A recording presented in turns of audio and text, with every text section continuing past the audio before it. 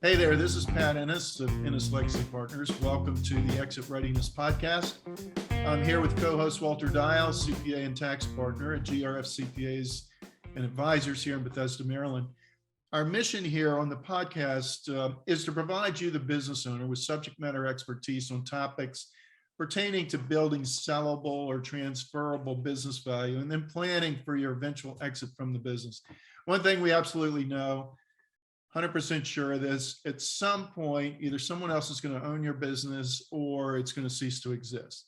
And so we want to help you exit successfully and on your own terms and conditions. In 5 words, Sir Richard Branson summed up his leadership credo in a Forbes interview: listen more than you talk.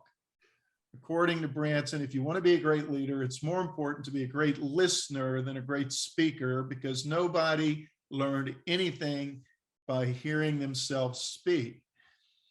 And Walter, I know that you would agree that in working with the business owners that we work with, we have found Sir Richard's exhortation to have proven results.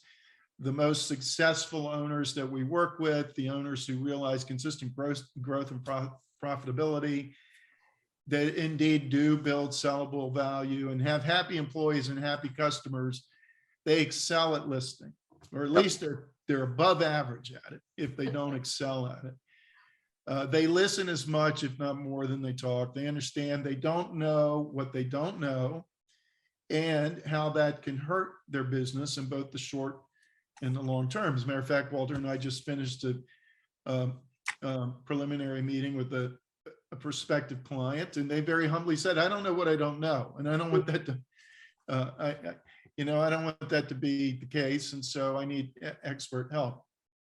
And so Pat, the other group, this could be very helpful for would be all the husbands who are listening, because I can tell you, as I was looking forward to this topic at least twice last week, and it happens on a fairly regular basis, but last week was a bad week in my house because at least 4 times in 1 week, I asked my wife a question and she said, "Didn't you hear me discussing this?" Wow. All right. So yeah, there's another category, and we're not doing family counseling here in this podcast, but kind of we are in one sense, because the business can be like that. And so, these successful owners that we run into who are good at it, they seek to listen intentionally and with a goal of understanding their employees, their customers, their vendors, their suppliers, whoever it is, all their constituents. And so we see it over and over and think it's very important and actually essential skill to building a sellable business and for planning your eventual exit from the business. So our topic today is the importance of listening skills in building the value of your business. And our guest today is expert Christine Miles. Christine's an author. She's a professional keynote speaker, consultant, executive coach, thought leader, entrepreneur. She's the founder and CEO of Equipped. That's EQUIPT. Which is a training and consulting company that helps leadership teams grow sales, develop people and cultures of understanding. And she's also the author of What is it costing you not to listen? And has developed a framework, the Listening Path workshop that focuses on listening to understand, which has been taught at various Fortune 100 corporations, universities, law firms, and privately held businesses, like our listeners, a lot of them. So Christine, hey, welcome to the podcast. Great to have you with us today, and we're looking forward to this. And maybe you can even help Walter during the course of the conversation get better at listening to Barbara during the course of a week. So, well, a couple things on that, and I appreciate the vulnerability, Walter. I got to tell you, first of all, I'm going to say it's not your fault, and we can talk more about that. You're not the only offender. I'm gonna blame your wife a little bit here too, because it's not just men, as much as we like to think it is, that it's women too. And like I said, it's not your fault. I had a client once say to me that if my personal life wasn't going great, I can handle it. If my business life isn't going great, I can handle it. But when those two things merged at the same time, then I'm a mess. Yeah. So there is something to the fact that listening can impact both your personal and business life simultaneously, because when one's going well, the other goes well too often. So Yeah. they do go hand in hand. So I appreciate that. All right, Yeah. but Christine, I hate to disagree with you this early in the conversation, but it's absolutely his fault. There's no question in my mind. You're probably right, Pat. Well, But it's not his fault he doesn't know how. Let's do it that way. And you Okay. said something, Pat, that's really important, listening skill. Listening is a skill. Unfortunately, we treat it like walking. If you have legs, you learn to walk. If you have ears, you learn to listen. So I love Sir Richard Branson's message. The problem is we're telling people, and we have since they're little, we tell them what they're supposed to listen, but we don't teach them how. There's 0 years of education in our school systems on learning how to listen, from grade school through college, and only 2% have had any type of listening training. So that's why it's not our fault, because it's just assumed you should know how to do it. It's not that simple. yeah. So Christine, let me ask you, if your book, what is it costing you not to listen?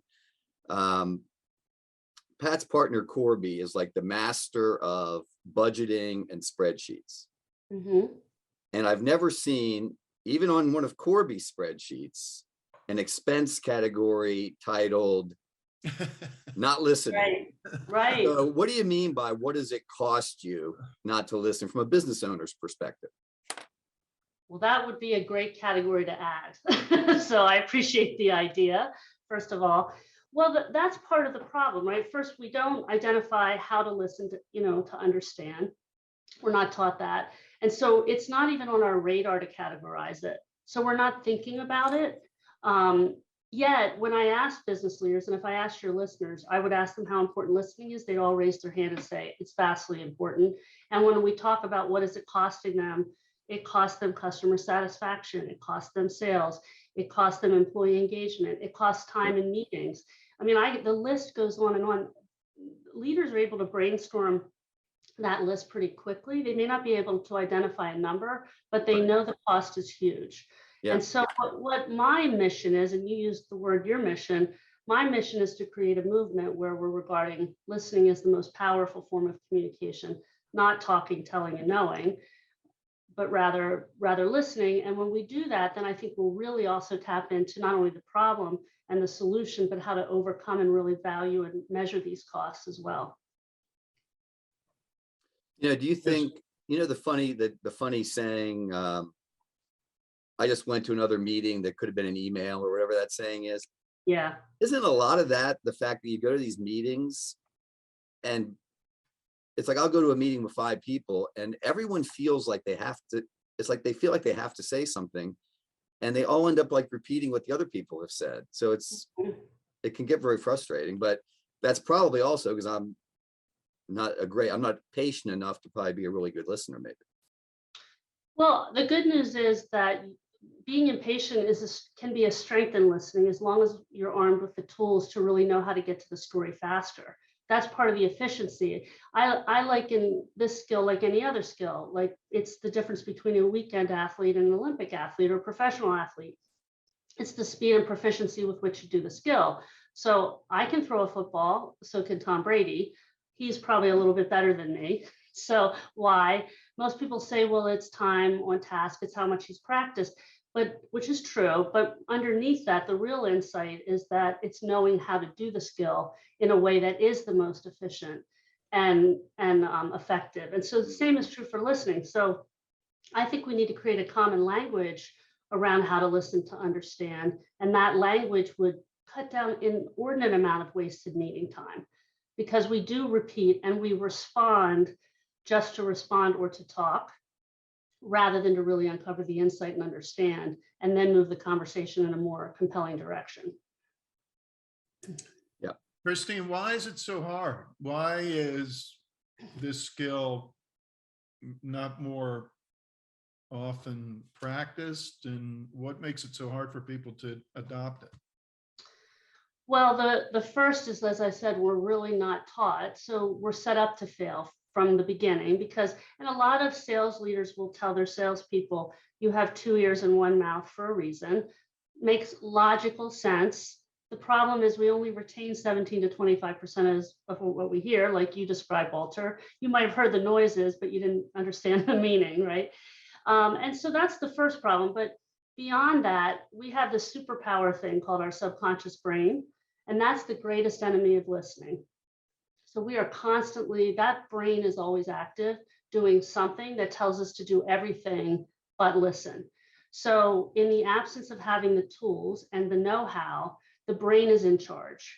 And that brain becomes a defense attorney that wants to argue, shape, problem solve, get distracted, whatever's happening in the mind that takes over the conversation without really a conscious awareness of it. So it's in charge, and that's our biggest problem. Yeah, do you find that with technology and how connected we are to our phones and everything, the whole idea of being present has so much to do with good listening skills, right? Mm-hmm. And so oftentimes when we're physically present with someone, even if we have our phone with us, which more often than not we do, Mm-hmm. we're not all there.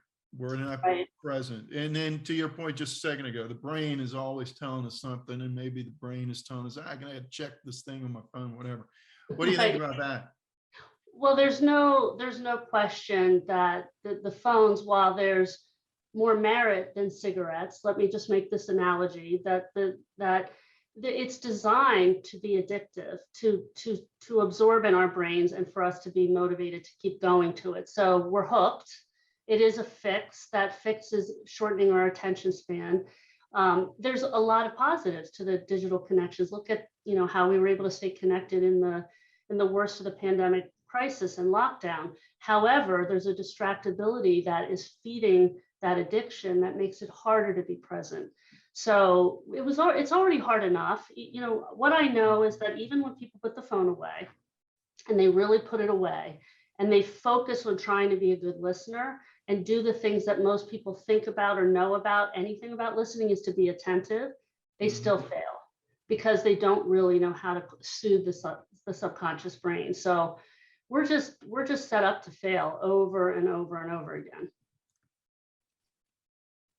You're smiling, Walter. I think it's interesting how you said that, because it's I've read studies like on exercise and dieting, and it's kind of what you said. Your body actually rebels against those things. So in a lot of ways, we're fighting against ourselves in a lot of these areas. And I think what you're saying is even in listening. Yeah, I mean, you take the phone away, which is a big inhibitor to listening. The other one is, people mind read. They are thinking they know what the person's going to say. That's very common, very reported. Problem solving is probably the number one reported listening inhibitor that we hear about, which is, I'm trying to help you, right? And therefore I'm trying to solve your problem. And that takes away the listening right there, because you're already ahead of the teller and solving the problem. So even when trying to be helpful, it's an interference. And then, the other one is rehearsing. People are stuck on, what am I going to say next? What am I going to say next? And they're practicing because they may not think on their feet in the moment the same way. All of that takes away from our true ability. So we're fighting so many alligators in our brain that it's not even funny. So that's why, again, you need to know how. And I think, the reason I'm so passionate about this is I started very young. I was 5 when I remember starting to learn to listen differently, because I grew up with a mom who had psychological problems, and my job was truly to understand her pain. She came by very honestly. She had lost her mother from birth, so she had a very early childhood loss and pain, and that haunted her entire life. But on the surface, she was very warm and charismatic, and everything looked great. So I kind of learned how to pay attention to what wasn't said, understand what we couldn't see. And I've spent a lifetime kind of navigating the world through that skill that I developed early. And that's what most of my success I can attribute to. So when I see people fail, a lot of the failure is because they haven't been taught that skill. So I've just kind of deconstructed or reverse engineered what I learned from a very young age. So for anyone who recognizes that listening is not their strong suit, what can they do to get better? Well, most people know they have some deficiency. Nobody's going, I'm so, totally perfect. Even myself, I know that there's times when I listen less well than others, but most people overestimate their listening ability. It's kind of like our driving ability. Like your wife says to you, how's your driving? You're like, I'm a pretty good driver. And we tend to overrate that. That's according to Harvard Business Review, just like our listening skills. So the first thing is we have to identify that we have the problem and really think about, do we have this problem? One of the things we do in our workshops and we help organizations understand is how they're failing and they don't even know it, because we know once they experience that, then they're more ready to try something new. Because like I said, even when people pay attention, it's they're failing. They're getting the wrong story. They're missing the point. They're in their own brains. So the first thing is you kind of have to forget everything you think you know about listening, which is make eye contact, be present, be empathetic, kind of the what's of what good listening looks like. That's really not, I think it's a low bar that we're just showing somebody we're paying attention and therefore we're listening. So let's throw that out. That used to be the gold standard. It's just not enough, especially when you're trying to develop a business, understand your customers. You can't just tell your customers you're paying attention to them and that be enough. They have to feel understood so that you can provide them what they need. When you provide that need and you fill that need in a meaningful way, that's when your business grows. Christine, let's in the last number of minutes we have, this is all great stuff. Let's kind of bring it home to boots on the ground, practical, pragmatic for our busy business owner listeners. Yeah. Because you work with business owners too. And you know how busy their lives are. I mean, they got stuff coming from them from every angle. They've got the employees, the vendors, suppliers, the customers, things going on in the family, whatever. It's constant. And so what tips, if you will, would you have for these busy business owners? Because again, let's remember why we want to be concerned about it in light of this conversation. It's costly. Mm-hmm. And you gave a great list, and I'm sure you would agree it wasn't an exhaustive list. No, not even close. You mentioned customer satisfaction, time in meetings, employee satisfaction, among other things that go right to the bottom line. So all that's costly. It's expensive. Mm-hmm. It affects financial performance. It impacts the value of the business. So what are some tips for these busy business owners that can help them to minimize cost? Yeah, so I'm going to give the systemic answer, and then I'm going to give some granular things that you can start to apply. So the systemic answer is evaluate how much you're teaching your salespeople, your customer service reps, your leaders to tell, talk, and know, and balance that to how you're teaching them how to listen. Listening differently is what I call slowing down to speed up. There is an investment in that. There is a need to develop that. We've made it simple, but it's not easy. So this isn't a quick fix. I wish it were, but this is a gaping wound that I believe that we need to put real effort around, and the slowdown will be worth it in the end. So that's the global picture. I think just start evaluating what is it costing you and look at where you're spending your time and resources to really make that shift. Because as you said, your most successful people and businesses are the ones that listen better than most. So that's very telling if you want the right outcomes. The other thing is we have to listen to understand, and that's how what we obviously teach and what we've shifted. And one of the ways to do that, there's something we call the 6 most powerful questions that you can ever ask. We think that the more clever our questions are, the more we'll get to the bottom and the root of the cause or the story. And in fact, most people know to ask open-ended questions, but they're not very good at it. But if you look at journalist interviewers like yourself or the best in class, they ask pretty simple questions. And there's 6 that are the most powerful. And 2 of those are, tell me more. And how does that make you feel? It's amazing what happens when you just ask those 2 simple questions rather than what all your diagnostic and prescriptive questions that we typically ask. just try it. I had a friend of mine that I saw her personally, and she had read the book, and she said she had her son coming home from college, and he had a moment where he said something, and normally she wouldn't say anything. He was been quiet and kind of reserved lately. And she said, tell me more. And he talked for 15 minutes. And she said, I learned things that I didn't even know were going on. And I thought it was going to be weird that I said that. And he was going to say, what are you doing? And she said, it was an amazing thing. So that simple question is very powerful. And it's amazing what people will tell you when you ask, pardon me, and when you do, what it means to them that you did ask. So those are two things to really focus on, just in terms of those two simple questions. The other thing that I would suggest, kind of practically, again, I want to just be respectful that this is simple but not easy. You got to practice this, is reflecting what you heard in 10 to 90 seconds. We tend to say something, think the message been received, we get the story, and then we have a shared understanding. This is what happens in meetings.